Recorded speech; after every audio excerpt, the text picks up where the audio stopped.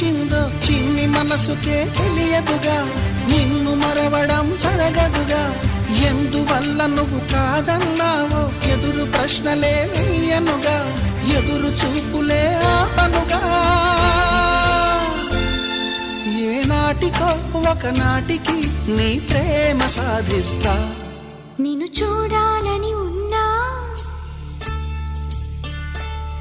నిన్ను చూడాలి